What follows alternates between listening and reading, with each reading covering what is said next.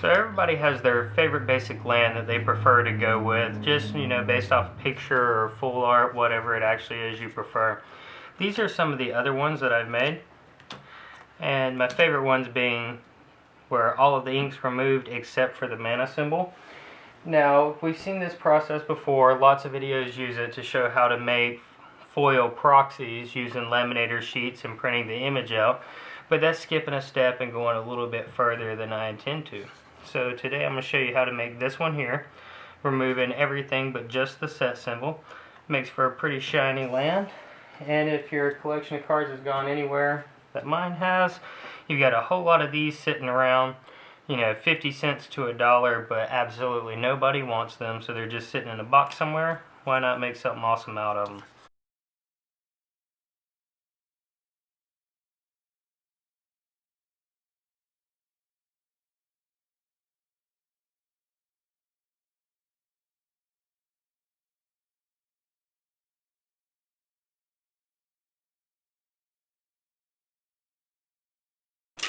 In order to leave the set symbol, I'm going to just grab some tape, throw it down over, use a craft knife, and we'll leave ourselves about 1/16 of an inch line. No reason to be really accurate. The acetone will dissolve the glue that's holding the tape down, but it takes some time. It gives you a little while to work with it. So let me just peel out this circle I got here for the skull, and we'll grab the card we're intending on working with. Just put it down to cover the image we want to leave behind. Okay, so the next step we can take or we cannot take, it's up to you. It depends if you mind what the back of the card looks like. I've made all of these for personal use, and so you see the acetone where it runs onto the back of the card does take the ink off. Now the pieces I'm going to be using to remove the ink are cotton balls and Q-tips. The only step to remember is buy the cheap ones, because 100% pure cotton is what you need. You never know what kind of plastic the acetone is going to break down.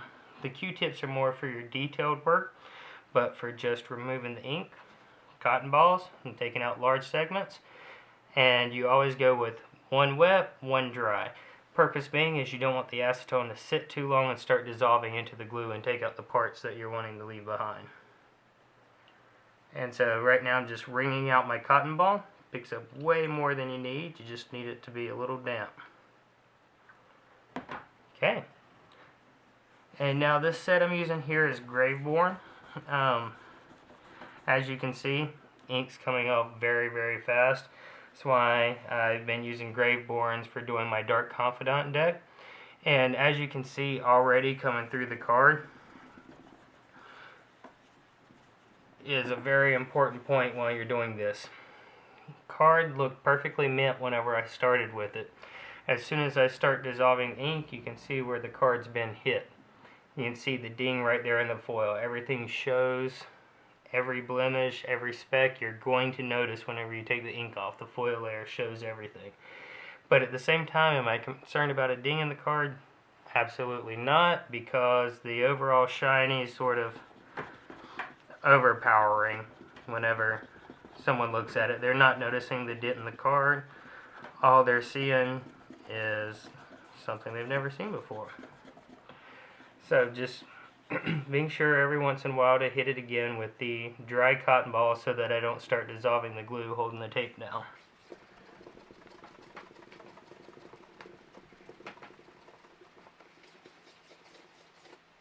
And see, it's coming off with without much effort at all.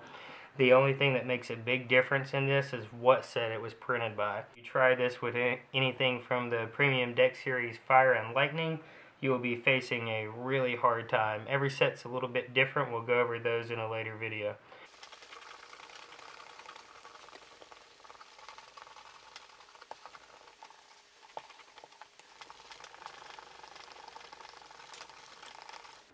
And your cotton ball go black like that, and that's just when you know to spin it.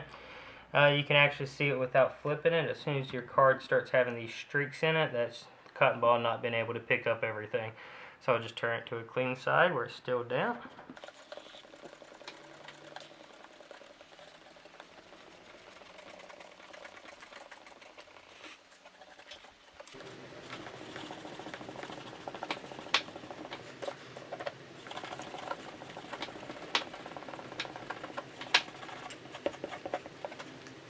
Okay, so that's all the ink off the card, except for the detail work we need to do around the skull.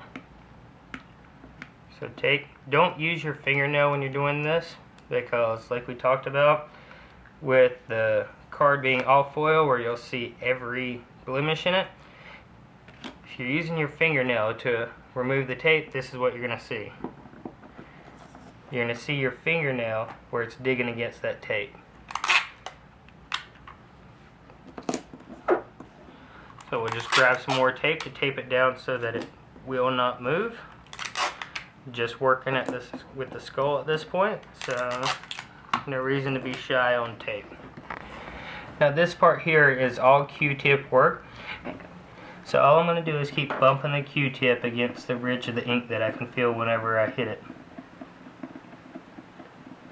And now this is a timely process. If you want it to be fast, well, go ahead and accept that it's going to look like crap. If you want it to look good, just take your time with it. You just want to keep hitting at the edge of it. So see where I'm getting that good line along the skull? The black ink sticks really well, a lot stronger than the gray behind it. It's because it's a double layer printing.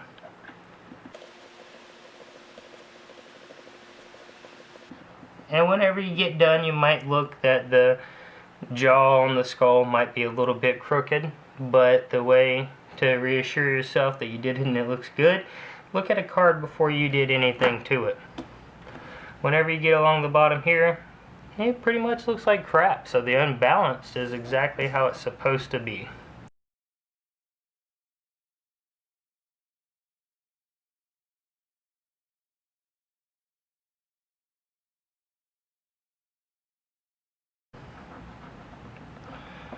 Now, you may have noticed that I haven't been using my Q-tip for drying. That's because in this step of it, my Q-tip is so dry at this point that it doesn't even feel cold to the touch of my skin. And acetone's going to feel cold because of how fast it evaporates. It's just the drier it is, the less chance of me removing the black skull.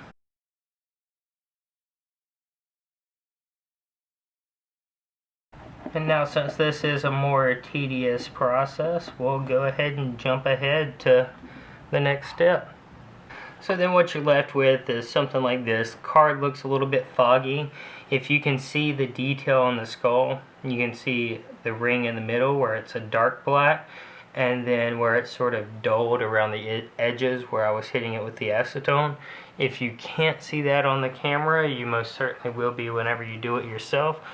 And the same thing that'll clear up all of this fog, all of the smudges on the card, even my fingerprint right here, is going to be the exact same way we fix the skull.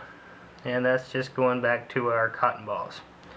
So a little bit of acetone here and dry cotton ball.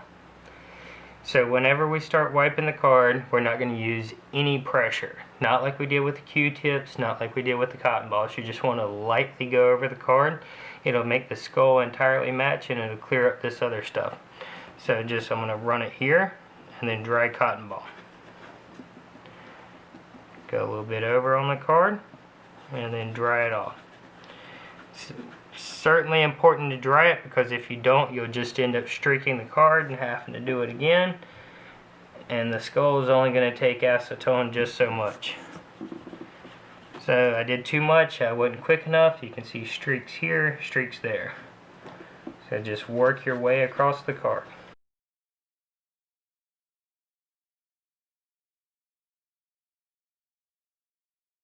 And there you go. There's the finished product.